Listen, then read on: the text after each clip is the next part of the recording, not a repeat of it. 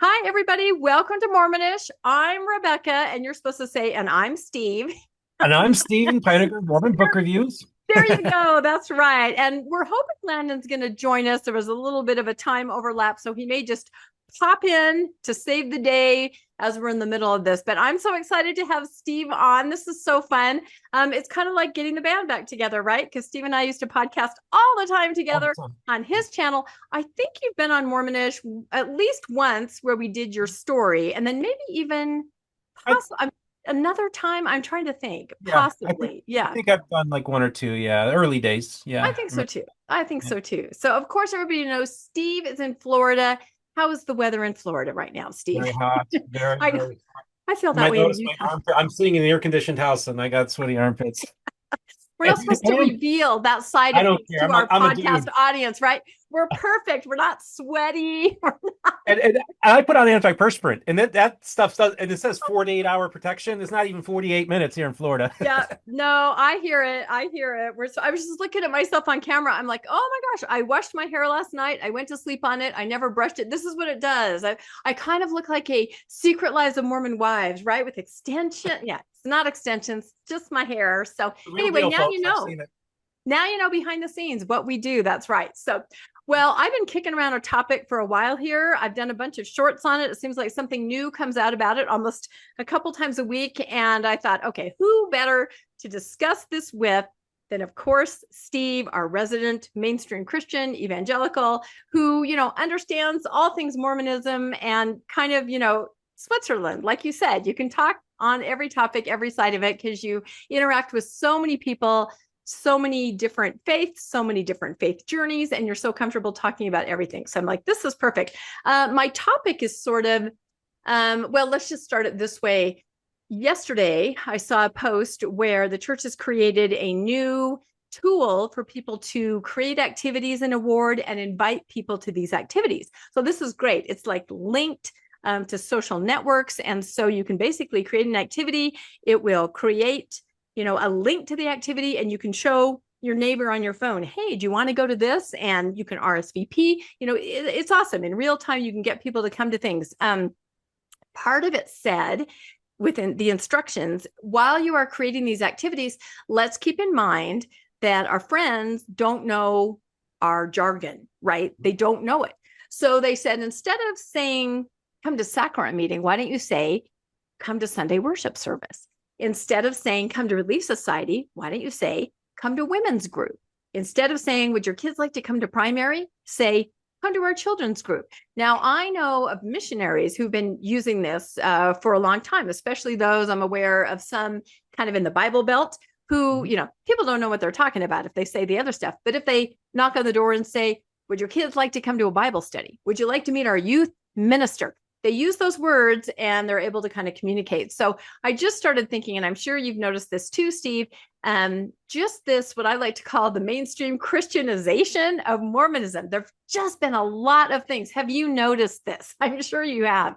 Oh, I've been observing it for a very long time, even well before I started the channel. And Mm-hmm. really, this goes back to, in a lot of ways, David O. McKay's correlation. Okay, guys, we're shaving off our beards. Mm-hmm. We're going to put on suits, and we're going to look like 1950s Middle America Protestants. And they succeeded in many ways. Yeah. I think we're seeing that continued transition occurring where the church is trying to mainstream itself into really, I mean, they want, one of the things that somebody told me early on, and when I first started the channel, he says that uh, Latter-day Saints crave outside affirmation. Mm-hmm. Now, I don't try to do that in a way in which I'm being, like using that as a, to talk down to people, because honestly, I just, me, I'm such a I have such a complicated, nuanced relationship with the Restoration and with the church and with Joseph Smith and its history and its people. And I think it's so important. But I do feel like there is this sense of being a persecuted people. Mm-hmm. And there's this sense of a people that were displaced many times in their past. And that PTSD, that generational PTSD exists. And a lot of that was done, uh, was inflicted by my people. I tell people that, really one of the starting points for Mormonism was when that Presbyterian minister went to the Smith family and said Alvin is in hell because he did not receive a Presbyterian baptism. I say in many ways that was probably the beginning of Mormonism because that was Joseph's attempt to try to find a way to get Alvin into heaven. So I think that the conversation also is that because there's like familiarity breeds contempt. I tell people that April 6, 1830 gathering was a gathering of born again, spirit-filled, Bible-believing Christians. Them's my people. And so I think that that's one of those things where there's always been this parallel between our communities, probably more than anybody. We've been the main baddies to your people. Evangelicals been the main baddies to the Catholics in this country, the main baddies to Masons, the main baddies to Jehovah's Witnesses, the main baddies to the Seventh-day Adventists. You name it, we're the main baddies, right? Because so that's kind of how we operate. Is a very like we feel almost like outside religions are invading us. And of course, that sounds very familiar even in a 21st century context. This is also has its roots in not only like the anti-Masonic movement, but also had its roots in the Know Nothing movement with the American Party, which they wanted to keep out foreigners. And so you have this history of this church that was persecuted by a lot of the same people that are the modern, were the, if you will, the pioneers, if you will, of evangelicals. And so we have this long history that's gone on. And in many ways, Mormonism certainly it did differentiate itself and did basically say that, hey, apparently Joseph was told, don't join in the other churches, all this kind of stuff. So there was also, the Restoration kind of throws down a gauntlet to Orthodox conventional Christianity as well. So to then see these developments happen where you had very unique, so like I tell people, I was just talking to a polygamist on the phone yesterday. The 1830 church and the 1844 church are two different churches. They're not the same church. The 1830 church is a pretty thoroughly Protestant, pretty Orthodox church. And by 1844, it's not the same church by any measure, right? And so I was even talking to this polygamist. I said, now if and imagine what the church would have looked like if Joseph lived another 50 years. It Oh, probably would have been even yeah. that much more different Yep. than the church that was 18, because Joseph was on the verge of doing a lot of different things. And I even speculated on those things that I think he would have probably ended up doing if he had stayed on. But he was taken. And so that then we have this really unique opportunity when we're studying Mormon history. I say, listen, if you want to see the different potential what ifs with Mormonism, you actually get to see them play out. Yeah. So if you want to see what the April 6, 1830 church would have become, if that's all that it was, we have the Church of Jesus Christ of Bickertonites. If you want to see what an 1833 church looked like that had the Book of Mormon and the Book of Commandments, we have the Church of Christ Temple Lot. Okay, which is also pretty conventionally Orthodox. Actually, they're Trinitarian. The 1830 church, the Bickertonites, they're Binitarian. Then we have the 1836 church, which is the RLDS Community of Christ. So, and then we can see how those churches still exist to this day, and we can see the different trajectories of Mormonism.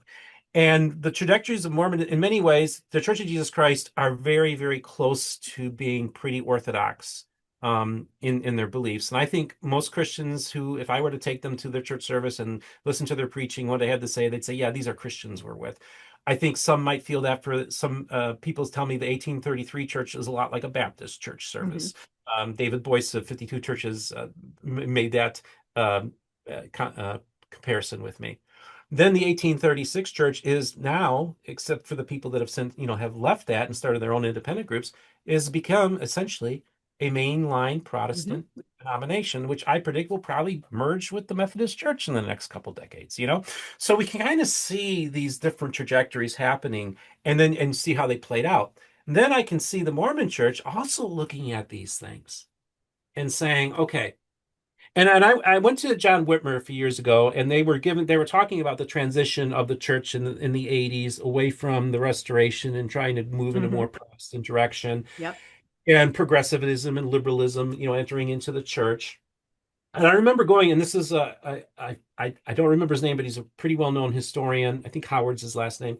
That I actually had a conversation with him, and and during the Q&A, I said, I have this phrase from the main line to the old line to the dead line.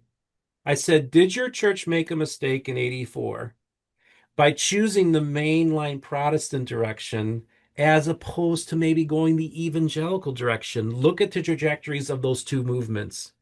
I said, both within your history of the RLDS church, yes, you had progressive stuff, but you also had a tradition of tongue speech that was still happening that day. You had, charismatic gifts, all Right. this kind of stuff. I said, you guys could have chosen the path of more becoming a more evangelical church, and I imagine you'd probably could very well be in much better shape than going the mainline direction. I don't remember what his answer was during the Q&A, but he came to me afterwards and he's like, I just want to thank you so much for asking that question. Hmm. So now you have this situation where the Mormon church is looking at what happened to the community of Christ. And so they have to choose, okay, what playbook are we going to use? Yep. So I think for them, they're looking at the growth in the evangelical world, the Hmm. growth of non-denominationalism, the growth of the Pentecostal charismatic renewal movement. And I think, and in this, in many ways, they're using the same playbook with doing exactly what the Lutheran Church of Missouri Synod did, the Southern Baptist Convention did, and many evangelicals did, was they purged all of the progressives out of their institutions of higher learning and seminaries. And so the church is doing the exact same thing with Brigham Young University. So we're seeing them Yeah. using literally the evangelical playbook Yep. of what those Witch hunt. churches did. And what it did was it stabilized those movements. And while the main line continued to wither, those groups actually Mhm. grew for a while and flourished. But they're also kind of running into issues too that all churches are running into. But if I'm the church right now, I'm looking at, okay, let's follow that model because that will Mhm. buy us some time to kind of fend off some of the stuff that's going on in our church.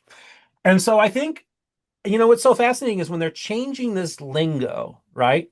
This lingo that they're changing it to would basically be familiar to people that have a Protestant evangelical Yes, background. Maybe they're not absolutely. active, but it's using our language to get Yep. people to come and visit their church. Yeah, And and so it's worse than that. Not worse, but they say instead of sharing the gospel, it's sharing the good news. And I keep saying my parents would be rolling over in their graves. And not that it's a bad thing, but I think the whiplash comes from if you're my age, about to turn 60, I was raised that these are false traditions. This is the apostasy. You do not do any of this. You don't use this language. You don't talk about grace. We're going to go through a list in a minute. You don't go to a Christian rock concert when your high school friend asks you to, I mean, it was not just ignored, it was vilified. And, there could be punishment if you were involved in this kind of stuff. So that's why it's so interesting. I think, younger LDS people are like, so it doesn't phase them at all. But the rest of us are like, what is happening? But Mhm. I agree with you. I think what you're describing is true of any institution where you have fundamentalism inside you, you have radical, you have progressive, all of that. And I love that you talked about the Bickertonites because we all went to a service. Steve took Landon and I and some others to a service. And I remember just sitting there going, I feel like this is Joseph Smith's church. I feel like I'm getting a little taste of it, a little dose of it. I get it now. It was absolutely fascinating. If anybody ever has a chance to So, attend the so Church of Jesus Christ, let's not forget that is the name of this church and has been for 100 years. You should go. I really do feel that it's that way. But a lot of younger LDS people don't even understand there are different versions of the church or the restoration. They have no idea, and we can learn so much from I that. don't think many older generations do either, Yeah. But I think it's actually the younger people are. Look, whenever I give a Bickertonite Book of Mormon to the missionaries, they get excited. Yeah. And they think it's really cool. And then the Bickertonites had a service here at my Christian community earlier this year. They had a conference, and I brought the Mormon missionaries to the Saturday night praise and worship service. They don't call it that, but that's what it was. Right. Preaching They praise. might now. Yeah. And we have to And make everybody understand this is Sidney Rigdon's church. This is during the, I mean, through a few different, Yeah, well, their priesthood comes versions, through but Sidney yeah, Rigdon, but they yes, kind of look at their founding prophet as being Joseph Smith, and yes, then and then Sidney Rigdon. They both kind of look at yes, them as fallen on some level, yeah, and then they look at William Bickerton as a fallen prophet, but later they look at him as a fallen prophet. So for right. them, the idea of even Everybody following a falls. fallen prophet is fine. So yeah, it's really interesting stuff. Honestly, I love that church and I love the people there. Yep. No, it's amazing. And so, as I was thinking about, this Christianization, which I talk about all the time, and I get so much pushback over it. It's so interesting to me, but I But love to engage real quick, in as we that do that, dialogue. I feel like I need to put on my Oh, I cross. think you better put it on. Oh, But I came across on social media, a post about change in the language or some other things, and I well, I came. go to walking BYU's campus and I see all these young people wearing crosses. I figure I better put one on right over my. This is gonna be on our list. And so I found this post from Steve answering some of these people Yeah. talking about this apparent Christianization. And Steve says, my sources are telling me everything is on the table, meaning to change or to morph or to reimagine, or to reinterpret. The church will continue to gravitate towards mainstream Christianity and reframe unique doctrines. I like that word, reframe, because we are seeing this. They're not leaving them, but they're reframing them so people don't, except for older people like me, understand what they used to be. Reframe unique doctrines and practices to make them more palatable to other churches. The next few years are going to be very eventful. So this is why I asked Steve on, because I thought this is great. And do you want to talk? I mean, you're kind of already talking about it. Do you want to expand a little bit on that? And then it was funny, in the same thread, someone goes, "Oh, your sources, what are you, I don't think they knew they were dealing with Steve. It was just funny." And then somebody else jumped in and said, no, this guy has sources, which you do. You've broken so many stories. But no, I thought that was really great. Reframe things and just sort of gently, or sometimes not so gently, sometimes with a screech, move us, where people my age are just like, whiplash, what happened? What happened? It's almost 180 on some things to us. Yeah, it's pretty remarkable, and I have to say, just some of the stuff that I'm encountering is when I say a lot of things are on the table. Let's Mm-hmm. just give you one. I can't give you details Yeah. because it's still in the process, but they're still going to do some temple changes. Yeah. And within the endowment ceremony. Yeah. I know this is a very sensitive topic, but I will tell you, all I can say is my people I'm talking to, they literally flipped the script in the endowment ceremony. And they're prepping this. The February 7th, 2023 changes Mm-hmm. that move things in a certain direction towards Christ. Yep, That they trajectory included Christ finally as more of a prominent figure in it. Yes. that trajectory will continue. And so Interesting. there's a lot more. And honestly, I'm very fascinated by this because I think it's a whole new ball game at that point. Mm-hmm. So that's kind of one of those things. And again, these are just things that are being talked about. Does this mean these will happen? I tell people, I said, once you introduce Jesus into the picture, he tends to take over. And Yeah. so I really feel like the more the church embraces the cross, the more the church puts Jesus more front and center into the temple ceremony, I I don't think you can go back.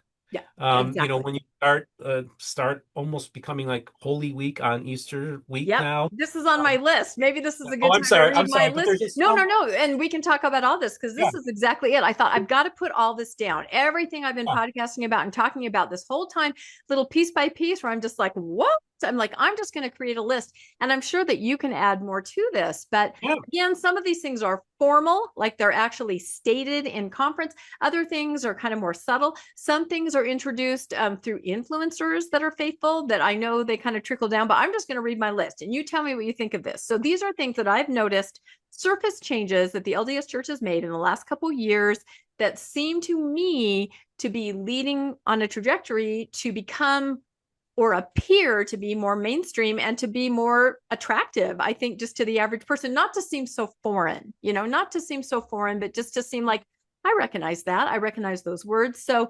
Moroni, which is what used to indicate there's a temple on Google Maps, is now a cross, right? So nobody knew to look for Moroni, but people who look, I want to attend a church, there's a cross, right? And people had, a big issue with this. It's really interesting, especially with the cross on the temple on the map. I think they might have kept the Moroni in that because, you couldn't go there for a worship service. That might be confusing. They no longer use the word Mormon, right? And they want to be the Church of Jesus Christ of Latter-day Saints, And along with that, I will say that I believe that they are going to drop or sort of phase out Latter-day Saints because that's confusing too. Saints means something different, to people of other religions. And you can stop anytime and comment on anything I'm saying. But and I know that on Facebook, they refer to themselves as the Church of Jesus Christ. Their website domain is Church of Jesus Christ, because as we talked about, the Bickertonites on the other one, but I get a lot of pushback on that, but I stand by it. I know the style guide says, for media and stuff like that, say the Church of Jesus Christ of Latter-day Saints, and then throughout the rest of the article or whatever, you can say the Church of Jesus Christ, but they call themselves the Church of Jesus Christ often on their own website. And so I predict they're just going to become that, which is much more easy to understand than the Latter-day Saints. What the heck is that? I commented about that with their changing, like calling it the Church of Jesus Christ. And I say, no wonder the Church of Jesus Christ of Bickertonites, I've seen an increase in baptisms in the state of Utah. People are going to their website. I'm not kidding. Well, and I remember a story that you told me, Steve, where you had talked to some of the elders there a couple of years ago and said, aren't you worried? The church seems to be kind of morphing toward using that name. And they said something back to you like, oh, we're not worried. God knows which is the true church. Well, I thought was great. It's so interesting because I'd even said, have you guys ever thought about doing some legal, protection? So the perfect example is, okay, so you have the Restored Branch of Jesus Christ. This is Matthew Gill's group, and of course, this is Chronicles of the Children of Aranek. That's right. I think I have a copy, or at least the Jaranek one. Yeah, I love that. And so his original name of his church was the Latter-day Church of Jesus Christ. Oh, interesting. And he has just a small following, and the legal department went hard on him for name. Now, really, I was like, why doesn't the Bickertonites do the same thing? Yeah, when doing that, and they're like, no, that's just not how we play ball. It was just that. And again, this is not a diss on any church. I think every church has a right to conduct itself any way they want. But just to give you an idea, they scared him off, so he turned it off to be the Restored Branch of Jesus Christ.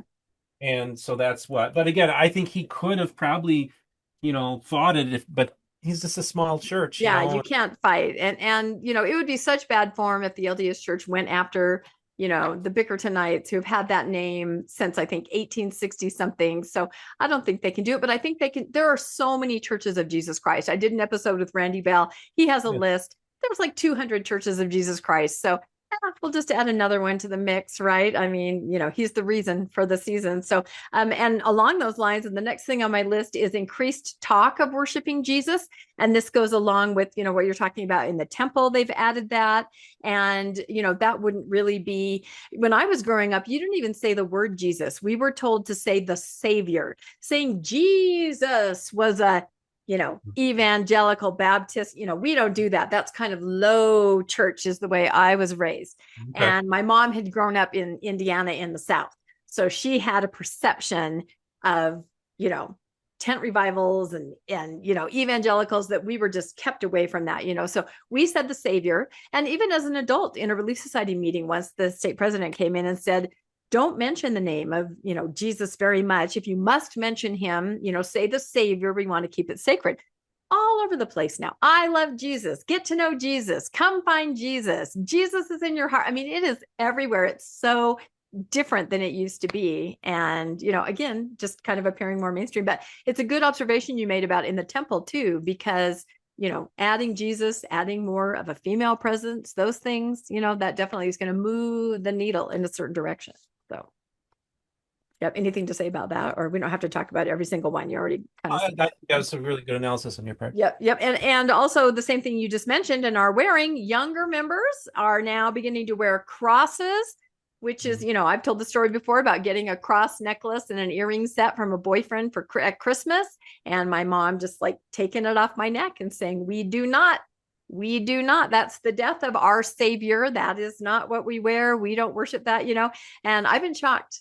Again, I feel like I'm in my day. I'm a little old lady clutching my pearls and waving my fan. But, you know, as somebody that tracks these things, I just never thought I would see this, you know. And you see missionaries wearing Christian jewelry. I sent Christian jewelry to my missionary because they wanted it. And everyone's just wearing it. And there it is. It's all part of it. So interesting to see. We already talked about Christian verbiage like Sunday worship service, women's group, the good news.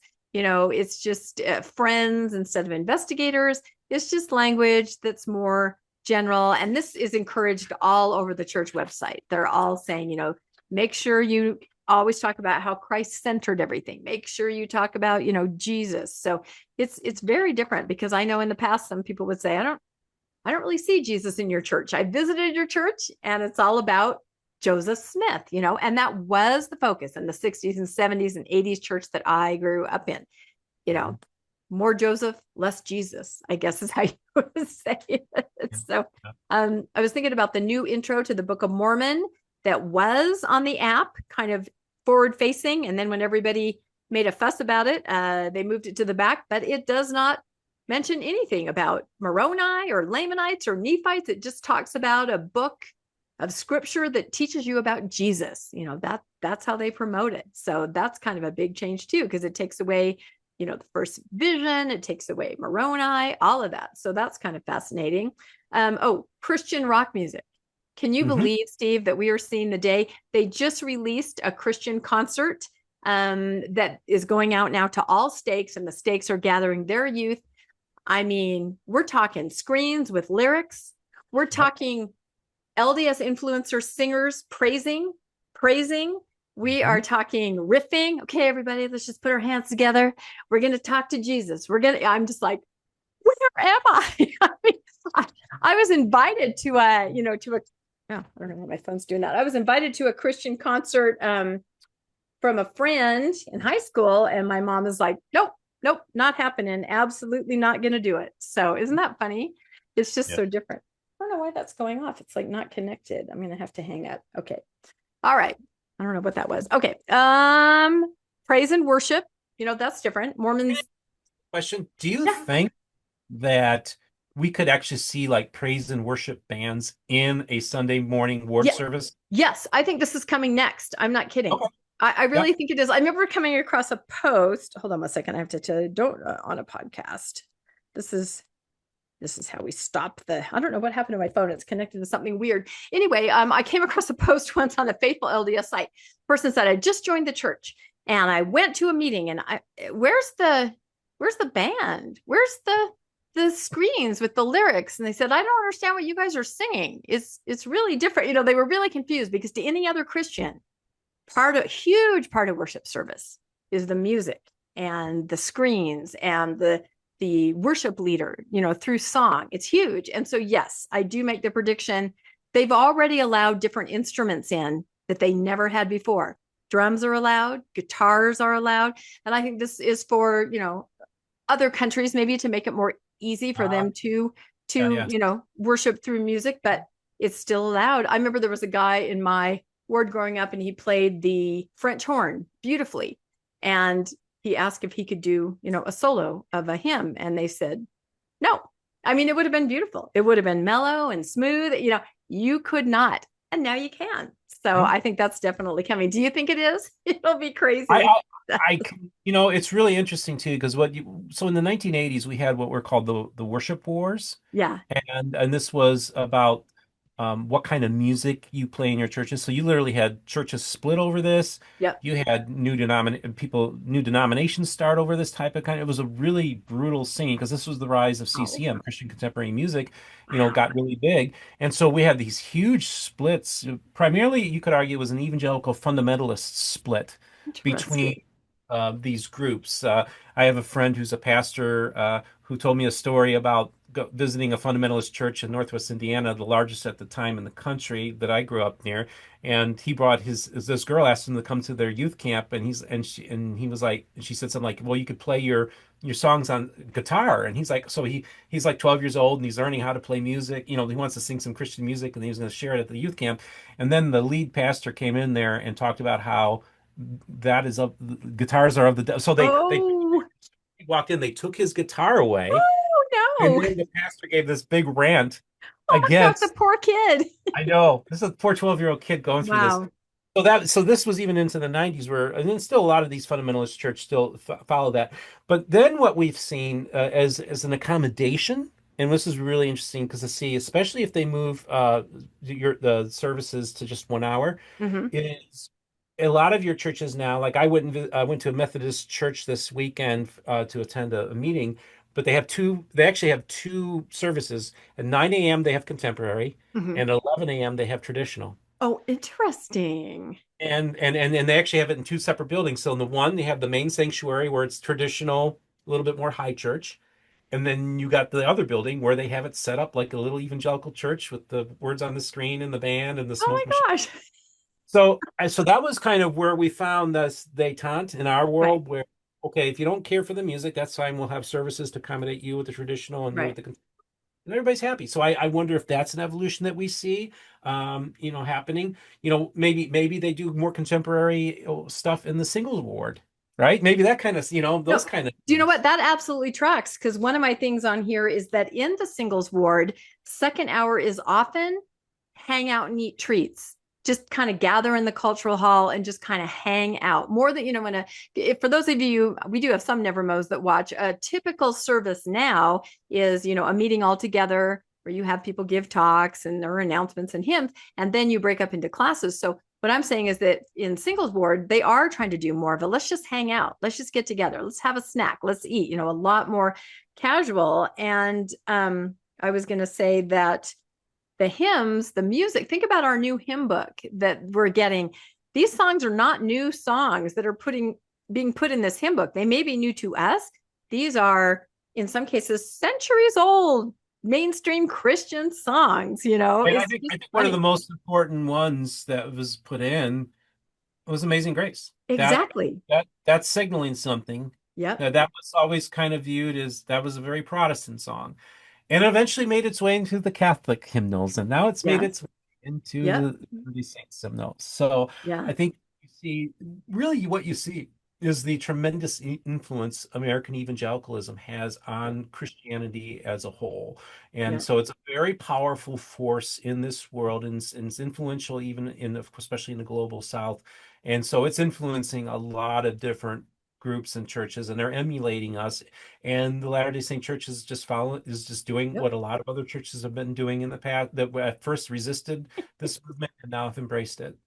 And that's what I think is funny. Maybe that's another reason I get so, I don't know, snarky about it because everyone's like, oh, this is new. It's incredible. It's a revelation. I'm like, this is not new. If you have Yeah. ever gone to a Christian church before, this is what they do. And I've gone to a lot. I mean, before I officially stepped away, from the LDS church, I would go to my regular ward in the morning. And then in the afternoon, I would go to this place called the Rock Church. It was really fun. I mean, awesome sermons and the kids were in nursery and you'd have like a little number if you had to go get your kid and there was music. It was amazing. So this is what has been happening for decades in other churches, and now it's new again. And I think new again to LDS members, but I think what you said, going to 2 hour church, I think was their attempt maybe, to make it more palatable, because this is what someone in mainstream Christianity would expect, maybe an hour and a half long meeting kind of a thing. And that's why I believe the rumors about 1 hour church.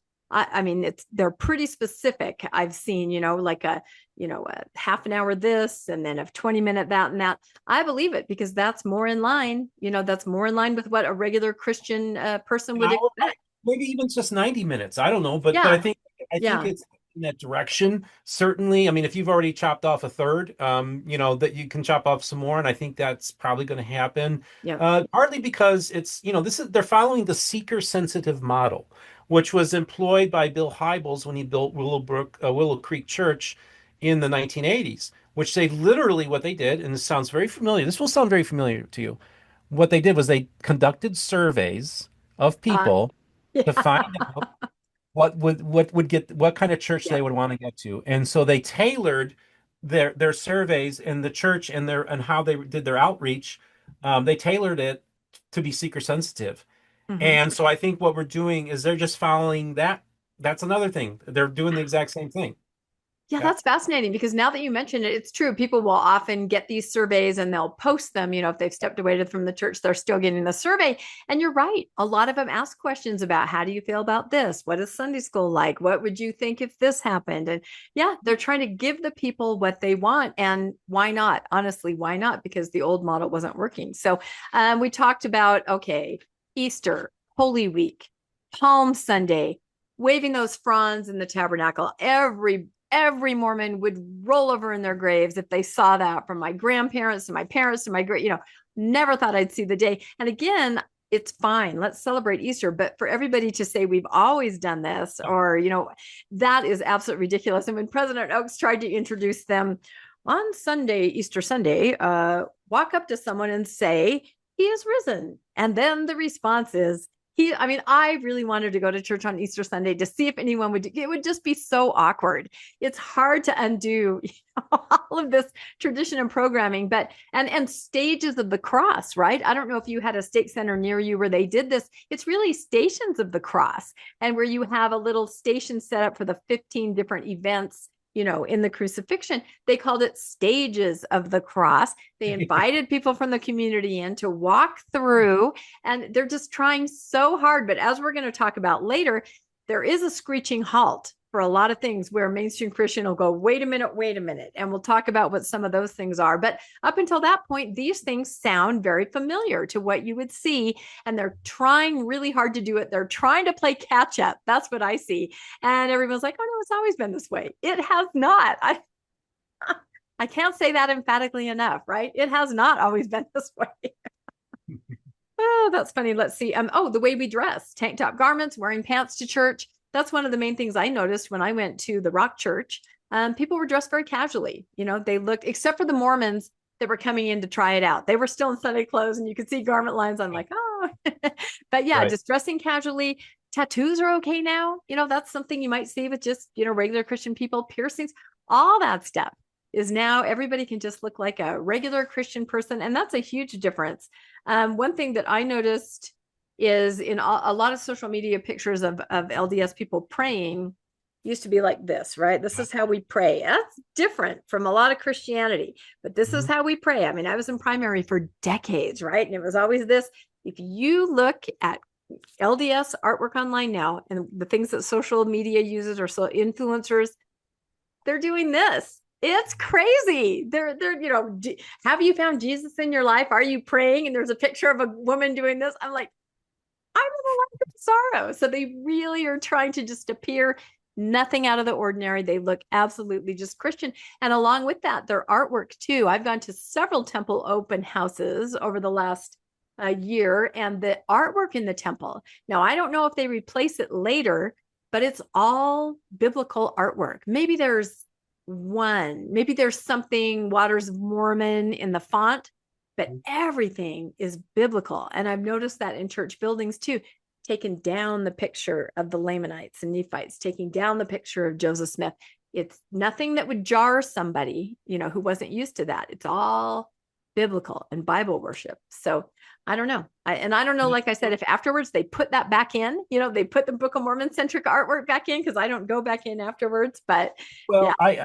Actually, I can ask some friends, because I went and got the personal tour from Elder Corbett of the Tallahassee Temple. Oh, okay. Last fall, and got to see. Did you notice that? Still the most biblical artwork? Yeah. Biblical, yeah. And I do think there was a Waters of Mormon thing in there, but other than that, the art was pretty standard Christian stuff. Yeah. Yeah. Isn't that funny? So yeah, anybody who's been to the temple recently, let me know. Have they rehung the pictures of Joseph Smith and of the, Book of Mormon? I don't know. So that was kind of the end of my list. Those are just the ones I've noticed like in the last year or so.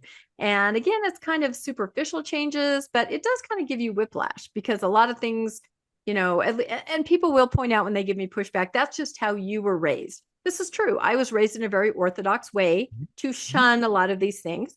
There are other people, friends of mine raised in California, and they're like, oh no, we could do that. And we went to brunch after church. I agree. There's a difference, but some things I think are, just making our head spin. So can you think of anything else for that superficial list, or do you think we've given everyone the idea, just this flavor of?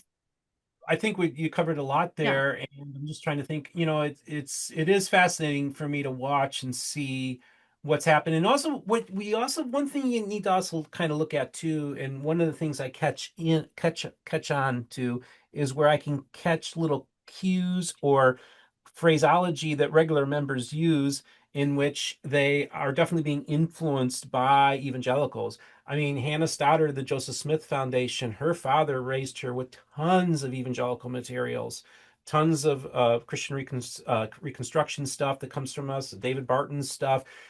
So she was very influenced by evangelical writers and thinkers and preachers. I've seen, well, I had Jacob Hansen. I was on his program, and he said, "Yeah, I've said the sinner's prayer." So just Oh. little things like that, where and then I talked to Mormons who one was a grandson of a famous apostle who basically grew up watching Billy Graham and Jimmy Swaggart and loved them. Yeah. So I think that culturally there's been a lot of influence on restoration churches in general. I think I see it probably more of an influence in some of the other branches that are a little closer to us. But I'm often surprised at the knowledge and interest that Latter-day Saints have on an individual basis towards conventional Mhm. Christianity and have kind of integrated it into their personal faith. And actually, I think a perfect example is Jackson Washburn. Um, Yeah. Early days was one of my first guests, and he went to Harvard Divinity Mhm. School.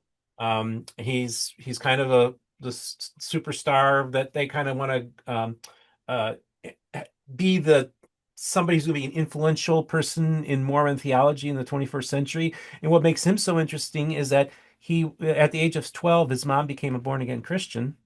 So he started attending an evangelical church and a ward every Sunday during his formative years, and actually started really appreciating the even the Protestant view of grace, and is actually working it into Mormon theology Mhm. with really the encouragement of the church. So that's another Yeah. example, seeing it play out in individual lives as well. Yeah, and that's what you talk about when you say the reframing. And I love that because it's such a fine line. You have the older people probably waiting for us to die off, right? Who are like, it was not that way. And as they reframe it, people that are younger are like, okay, yeah, I can see that. That's what it meant, or that's Just, what it was. And just then we're told we misunderstood, though. I think that's the hard part, is that we're told that a rogue teacher taught us that. We're like, no, every single person. So I think there has to be some kind of acknowledgement that in the past this was it, and now we're going here. That's all I want, is a little acknowledgement. I think that you understand a lot of these changes just are geared for people under the age of 40. they Exactly. Yep. they've realized this is the group that we need to focus on, Yep.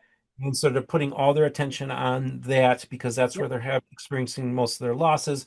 So they got to do things to stem it. And so I think that the large percentage of things that the church has done, um, under 40s are Mhm. all in favor of it and think it's really Yep. awesome and really cool, and it's probably helping them stay in the church. Yep. And so I think that that's what's going on. They're really gearing towards under the 40 people and just kind of waiting for, yeah, these generations to To pass and die. continue to innovate and Yeah. kind of just reimagine what 21st century, Yeah. reimagine 21st century Mormonism, No, and I'm sure that they've crunched these numbers. I'm sure that they've looked at this. But I'm like I said, I'm about to turn 60 in October. I am 3 months away from being the youngest boomer. So, my kids still call me a boomer.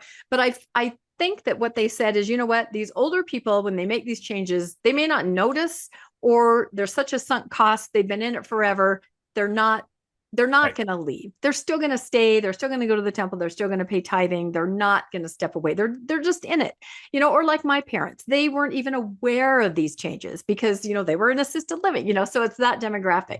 You're right. Yeah, It's the that's younger true. people that they're courting. And I'm so happy for the younger people. I think that the tank top garment thing is kind of was sort of this flashpoint for everybody, because those of us that are older were like, I'm so happy for you, but I'm also, oh my gosh, all the years that I wore to here, all the fights that I had with my mom, all the times that I couldn't be a bridesmaid because I couldn't wear the dress you wanted me, or I couldn't be in that dance recital because I'd have to get a different kind of a costume, all that. So you do more in that, but then you're very happy, for the new Mormon where you can do all this. So I think that's where it comes from. I'm not trying to say take it back from what you're doing. I think what you're doing is great, but maybe acknowledge that a lot of us lived what we were told were the rules, right? Self-policed, policed by family, policed in your ward, policed by community, policed by leaders, talks. We did what we were supposed to do, and now it's totally different. So, but yeah, this is a great conversation. I love it. So I don't know. I get emotional about garments because it was a big deal. It was a thing, and now to see these, especially it's yeah. yeah, yeah. Yeah, no, it is. That's why I keep talking about it. People are like, "Shut up about garments." Like, I will not.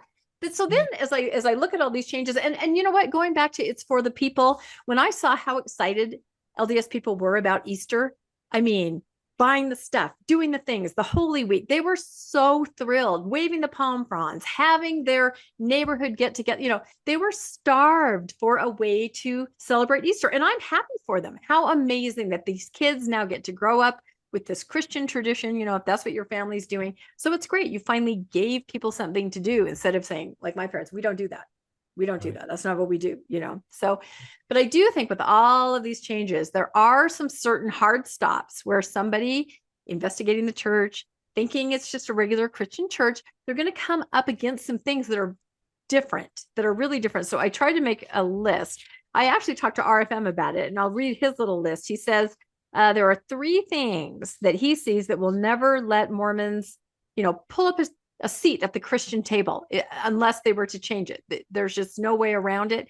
And it might also, if somebody investigates the church and they came across that, they might go, whoa, okay, that's too different. All this other stuff seems familiar, but this is not. So according to RFM, it's the Trinity, of course, the idea that we are polytheists. We believe in God, Jesus, the Holy Ghost, and Heavenly Mother, or as President Oak said, mothers.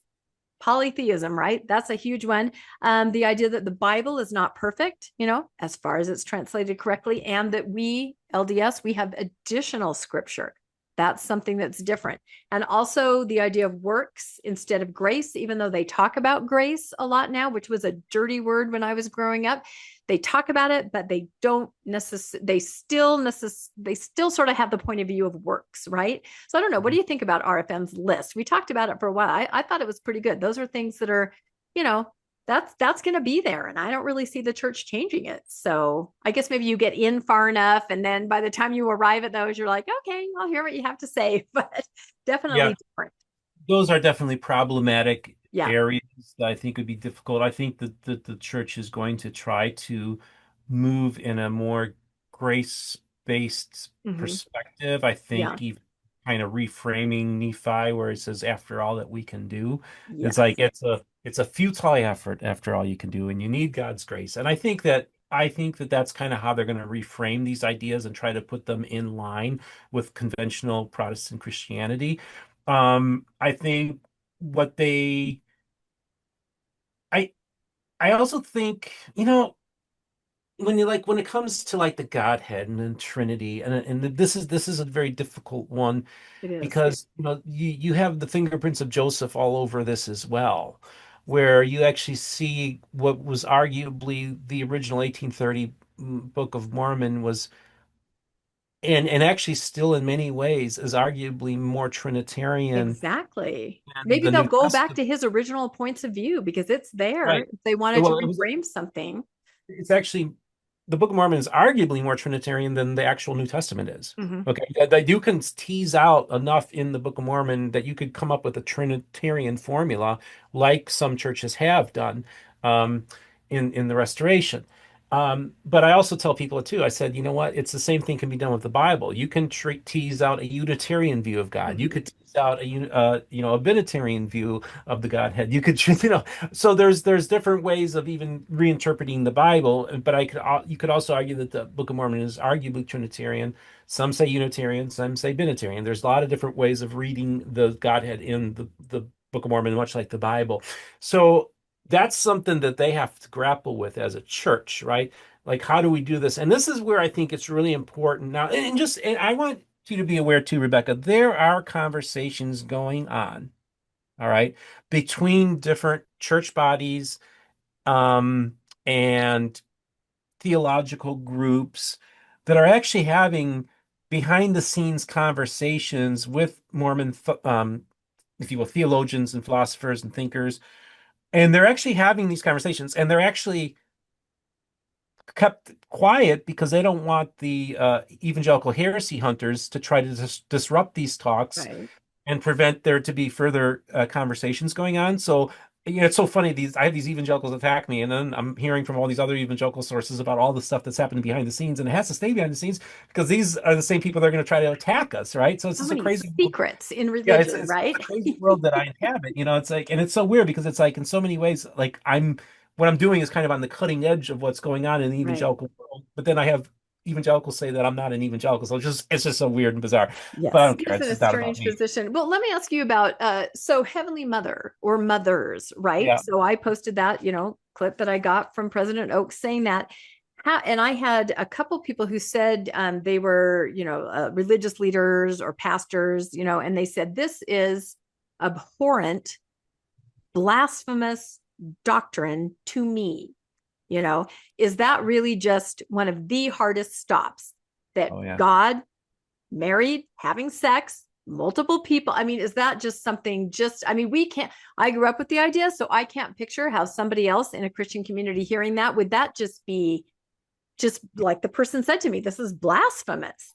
Yeah, so that's a really interesting one too, because of course I'm so immersed in this world that I hear so many things that I've just grown accustomed to it. But when I tell Christians about, oh, they got this hymn called Praise to the Man or Heavenly Mother, Yeah. they just freak out and say, oh my gosh, that's Yeah. just not Christian at all.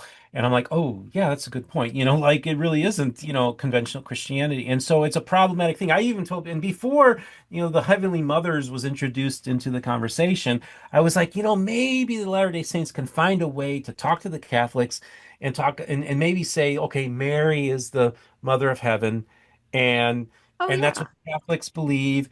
And so we can have a heavenly mother, but it's Mary, and it's kind of close to what Catholics believe, and that'd be their way of trying to kind of become more Catholic in that sense and be able to kind of maybe have accommodations with that community. I think the idea of introducing Heavenly Mothers into it really muddies the waters even more so. It makes it more difficult. So yeah, that's a tough one. Now, polytheism is really interesting because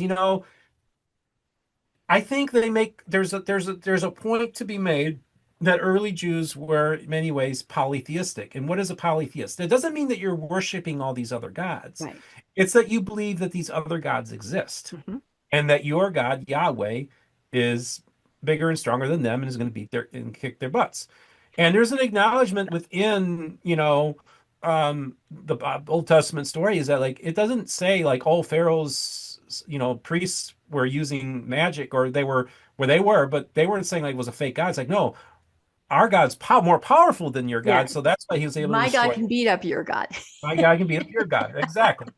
And so you have this idea that, and then you also have councils of heaven. You have the work of Michael. Oh, she's is it Heisberg or I forget. So there's this idea that in early Judaism there were other gods and they were doing battle with each other, and there's this like Parthenon of gods. So to me, that's that Like the type. Parthenon, like the Right. actual Roman. Yeah, exactly. Yes. Greek, Yes. Roman. Yeah, well, and there was a Parthenon of Semitic gods, Yes.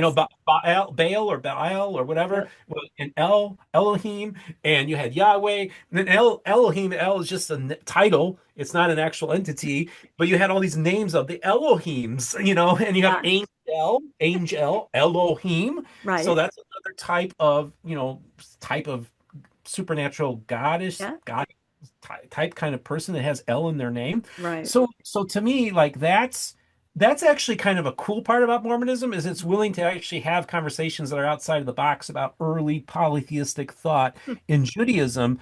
So, and if anything, I commend the Mormons for having those Right. conversations because I think the Christian church needs to face the fact that there's a lot more polytheism going on in the Bible that we care to admit to. And that's a really good point because I have seen influencers putting out content saying, like, we adhere more to original Christianity, than some of these others. It's describing exactly what you said. So, my question is kind of, is it naive of the church to even think, they can do all this superficial window dressing things crosses, Holy Week, but when you butt up against these, are you naive to think that you'll be able to surmount this problem? But, maybe trying to tie it to very early, make that leap to early Christianity. Everybody in the middle is kind of like, you got that wrong. We got it right, which I thought was interesting. So another list that I came up with are things that I don't see them giving up or being able to spin really. However, they really depart from Christianity. And this kind of goes along with what you were just saying, a living prophet, right? That also is, to a mainstream Christian, the fact that we, worship a man, will do whatever a man says, promise to follow a man, including our founder and the living prophet today. That's a hard stop for a lot of people, but I don't see how the LDS church could give that up, that concept of living prophets. That's what makes us extremely unique. Priesthood, that's another thing I think mainstream Christianity would go, what? What is this power you think, and of course the church founded on that is not going to give that up. Temples, completely doubling down on temples. Now I can see what we just talked about, that they try to tie it to, very early. I mean, as loosely as it can be tied, they really, really, really try to make that connection.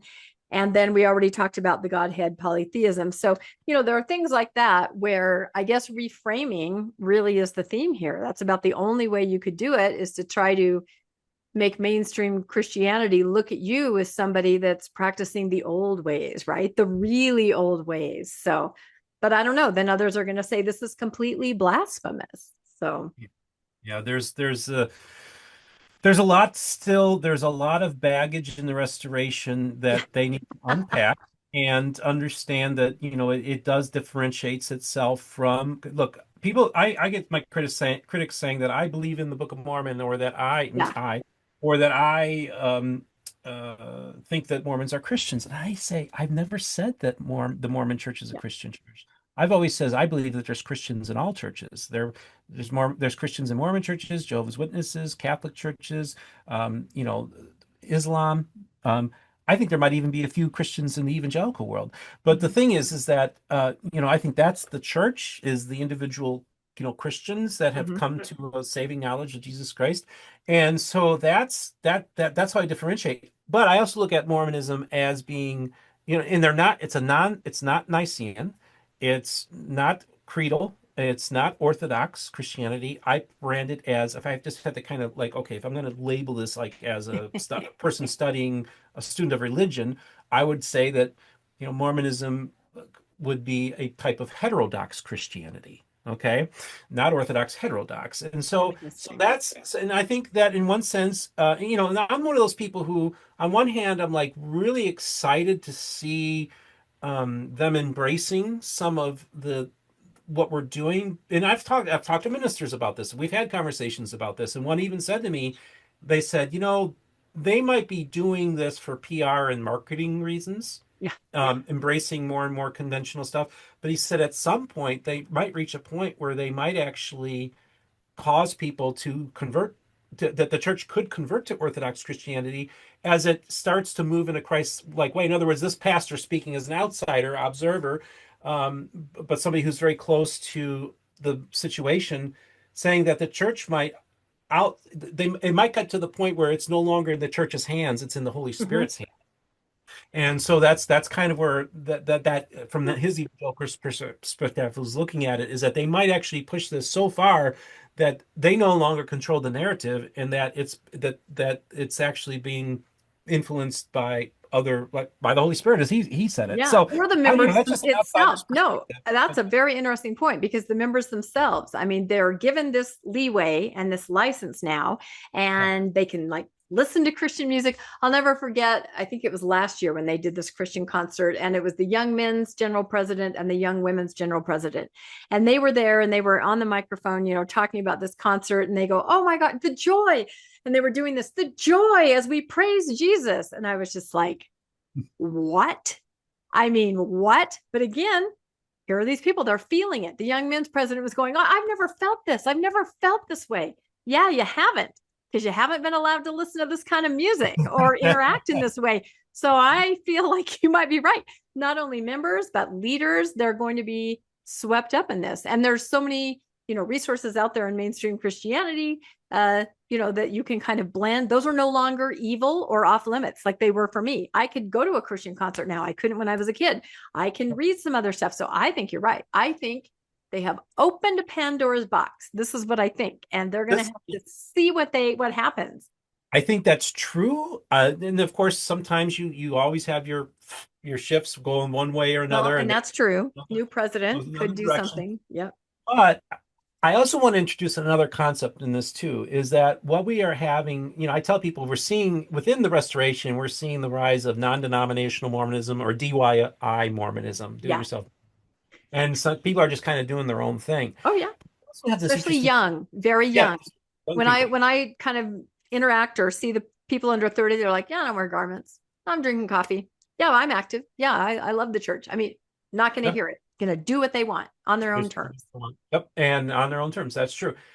But the fascinating thing is, of course, you have the rise of the charismatic movement and the Pentecostal movement Mm-hmm. that has exploded in a little over 100 years to about a 500 million people in the world now. But within that movement, you have so much experimentation going on, and actually, arguably, a lot of heterodox Christianity going on in this area too. You have movements that have apostles, that have prophets. Okay, let me give you a few parallels that I think are very fascinating. You have Jim Baker, who was a city builder. Okay. You had Benny Hinn, who talks about there being more members of the Godhead than just three, Mm-hmm. multiple Godheads. Oh, that's an interesting concept.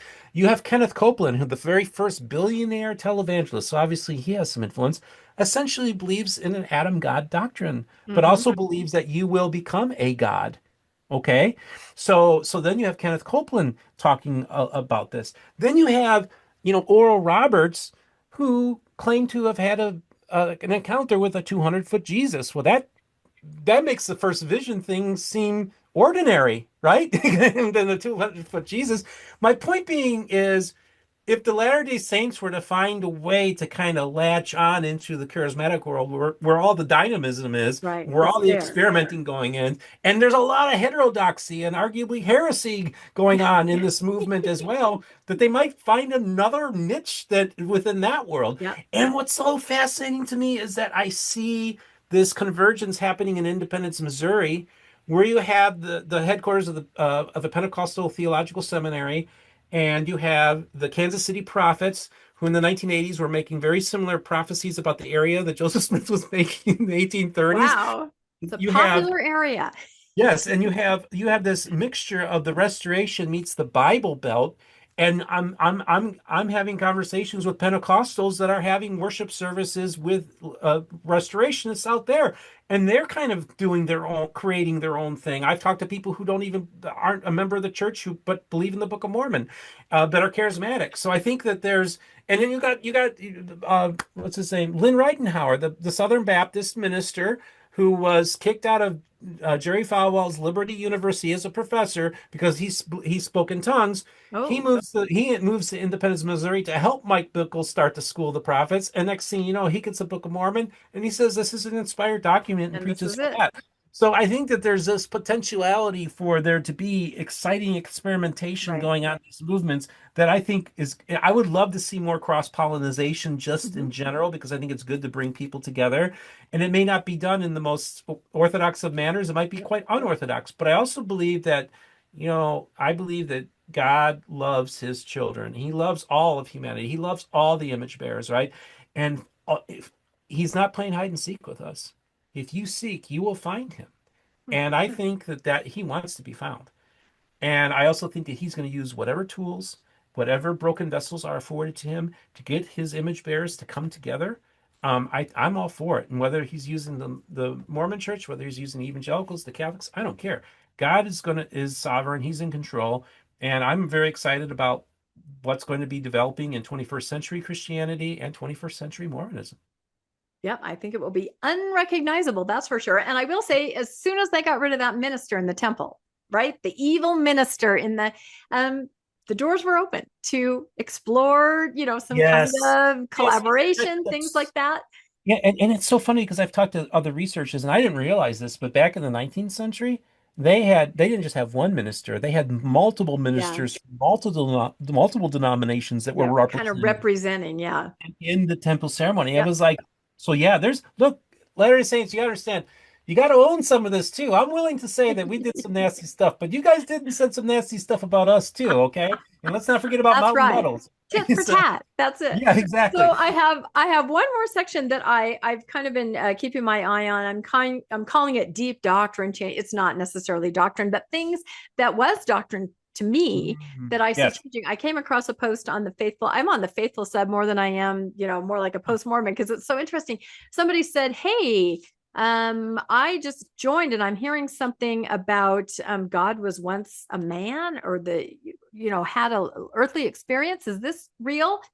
I was shocked at the number of comments that said, "I've never heard that." Or, "No, I think, Hinckley said maybe once we mentioned it, oh, that's in that old Follett thing. That doesn't matter."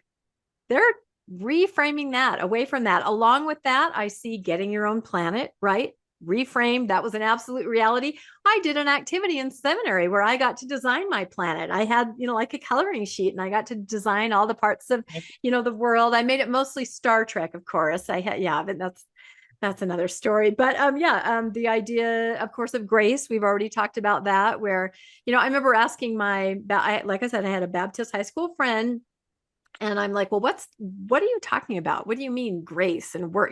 She knew that Mormons, because she'd gone to some of those classes they had in the 80s, about beware of Mormons. She's like, "Well, it's like this. You guys, if you fall into quicksand, you have to just claw and suffocate and strangle and make your way up to as high as you can go. And then Jesus will kind of go, oh, there you are, and kind of pull you out." She goes, "When we fall into quicksand, Jesus dives to the bottom and gets us out and, as fast as he can and, wraps us in it." I've never forgotten that. I was like, wow, what a concept. So, we've already talked about this, but grace is a big one. The emphasis on Jesus instead of Joseph. We've talked about that. And this is a big one. This was there were 3 essays that came out recently about polygamy. That's a big one. Steve is highly involved in all of that. Not polygamy, but the study of polygamy. But that you don't need plural marriage to enter the celestial kingdom. That was one of the questions in the essay. And it flat out said no. And I was shocked because, yeah, yes has been the answer to that as long as I can remember. So that's a huge reframing. So I see the superficial changes, just the words, the good news, Palm Sunday, waving a frond. Then I see these more major things that, like you said, people my age maybe were just like, what, but we still stay in, right? But yeah, what do you think about anything on that list or some of the deeper doctrines that are problematic to Christianity, but we Yeah. seem to be able to reframe? Yeah, I think that this is just going to continue the conversation. I think what they do too is they want to kind of borrow from maybe Eastern Orthodox ideas of theophany and stuff like that. So try to reframe it in a way in which you're going to try to like take some Mormon doctrines and and put them in a way that maybe can speak Eastern Orthodox mystic language, maybe speak some Catholic language, and try to find their way. And I think that I commend them for doing that, trying to understand, try to repackage Mormonism to show that actually there's a lot of concepts and ideas that existed or were part of, this world. And so I think that's their attempt. They're making, their attempts to try to make Mormonism fit into some kind of, ancient Christianity. It's a problematic approach because a lot of the stuff they try to refer to as being more early Mormon doctrine was actually the paganization, Yeah. pagan Yes. ideas were being entered into. That was so. So I think it's a very difficult place they're in, but I also have to say that, religion is sloppy, history's Yep. sloppy, Yep. theology is sloppy. Trying to figure out the nature of God from our puny perspective is extraordinarily like it's not even it's so futile in so many ways. So like to burn people at the stake, literally or figuratively, because they might have a slightly different view of the Trinity is just insane, right? Yeah. So I think that, as we go into the 21st century, I think we just need to show a lot of grace to our Latter-day Saint brothers and sisters. Try to understand where they're coming from and their belief system, but also try to share with them, well, this is why I am a Protestant Christian, because I don't think there was a great apostasy. I think that Christianity has been overall force for good. I think Western civilization has been awesome. Like even Richard Dawkins says, I'm so glad and honored to have live in a Christian culture.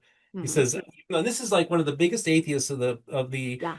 horsemen of the apocalypse. 20 years ago, I wouldn't have imagined him saying this, but Yeah. he says, I am a cultural Christian. So even atheists understand the importance of Christianity and what it has done for humanity, and has literally uplifted so many people out of poverty, has created some just beautiful art, a beautiful civilization that all others aspire to, right? That's informed by a Christian worldview. So this is worth fighting for. This is worth defending, and I want to share that with Latter-day Saints to say, listen, you know, um, there's a lot of great things in these creeds. There's a lot of great things and wisdom that we can learn from the church fathers and from the creeds and from the reformers, and they helped make this. The reformers in particular helped make America this great shining city on a hill for the rest of the world. That for hundreds of years has been the place everybody's been trying to get to and aspire to. And so when I talk about these things, I'm trying to defend, conventional Christianity, saying overall, as messy as it is, I've spent enough time in the Restoration to also say it's pretty messy over here too. We have de Messy facto, everywhere. yeah, and then you have even de facto denominationalism happening in the Latter-day Saint Church. You have the segmentation, you have the Oh, yeah. progressives, you have Yep. you have the more Orthodox, you have Yep. people who don't believe Joseph practiced the polygamy, and you Yep. have people who believe that polygamy should be brought back. I mean, Yeah. is that the same church, right? To me, there's division even within Yeah. Church of Jesus Christ of Latter-day Saints that you can argue there are already multiple denominations in that church. Yep. So I think by coming with a 100%.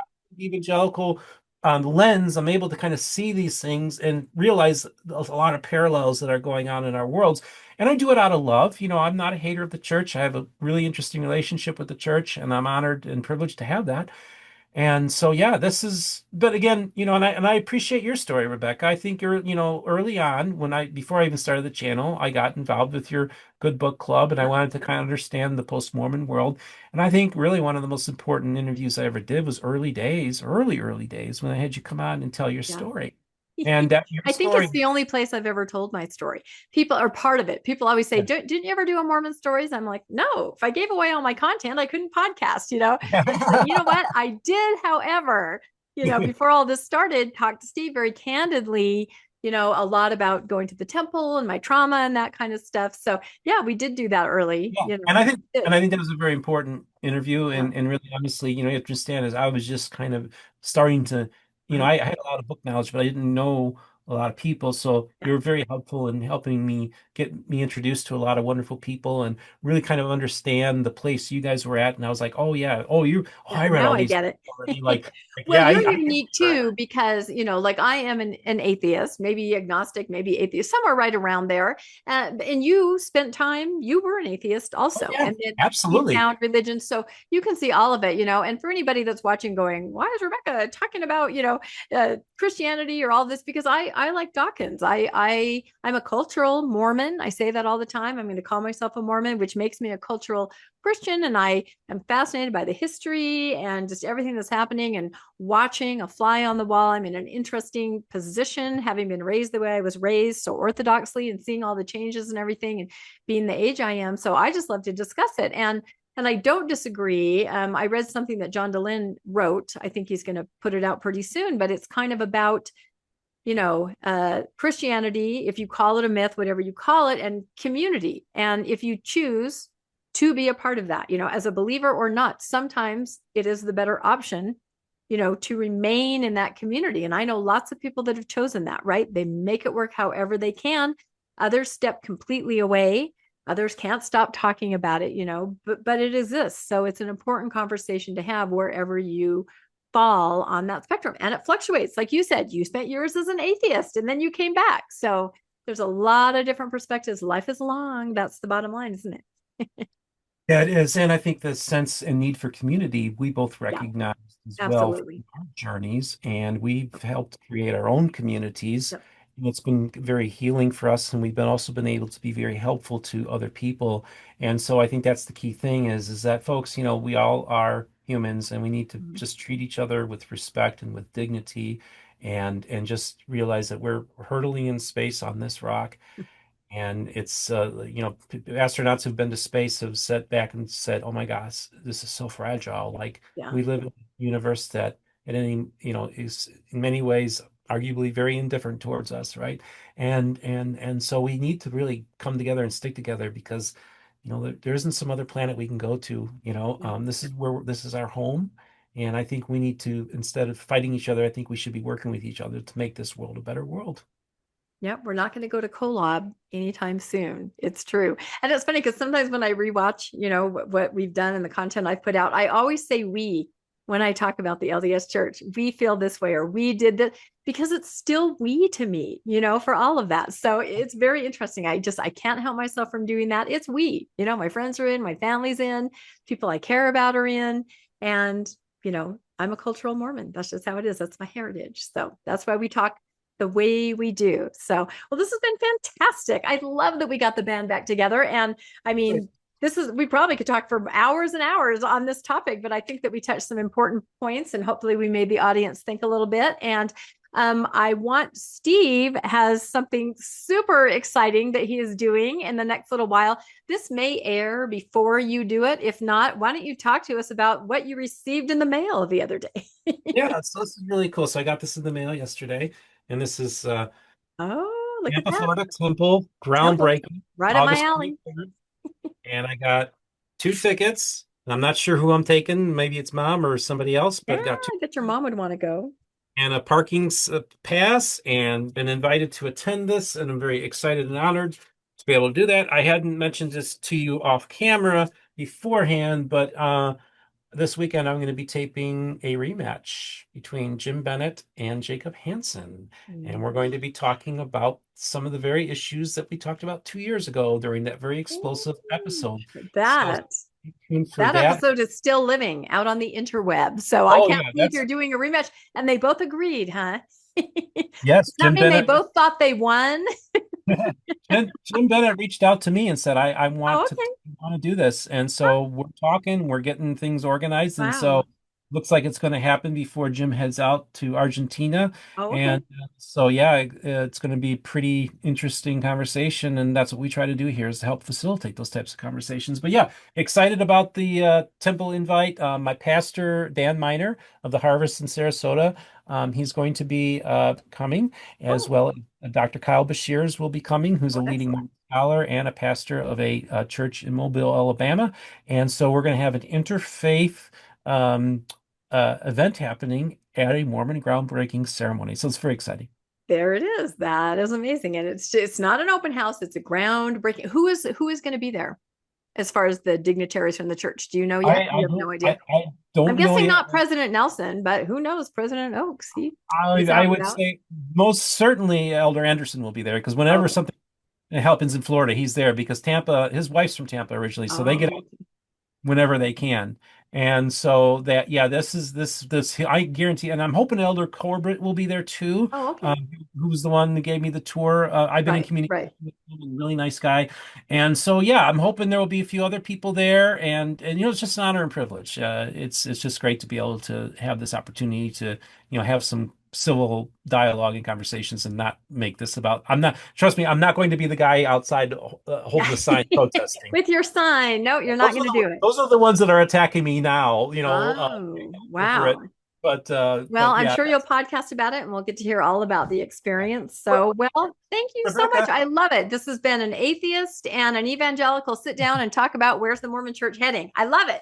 well, I just want to thank you so much for having me on the program today, Rebecca. It's great to do this again. You were recently on a panel discussion on our channel. I sure I'd like was. to see us have some more conversations. We Yeah. got some great panel discussions coming up as well.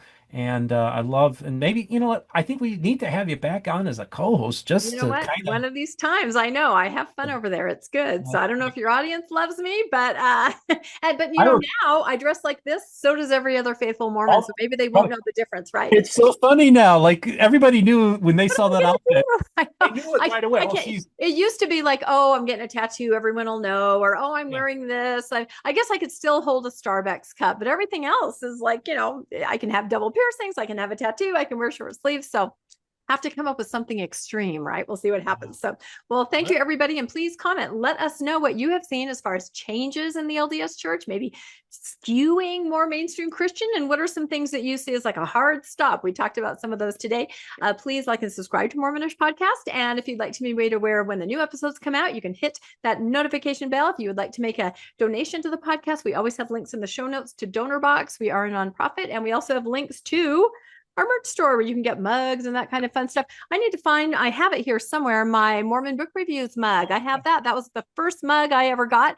And it gave me the idea, yeah, I better get some Mormonish mugs. So, but we sure appreciate everybody that does donate to the podcast. It just means everything to us. And thank you, Steve. It's been absolutely fun.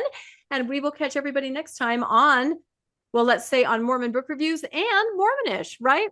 It's a mashup. Bye, everybody. Bye. Thanks for joining us for another episode of Mormonish. We really appreciate our listeners and would love to hear from you if you have a story you'd like to share. You can email us at mormonishpodcast@gmail.com. You can also find us on Facebook, Instagram, and on our website, mormonishpodcast.org.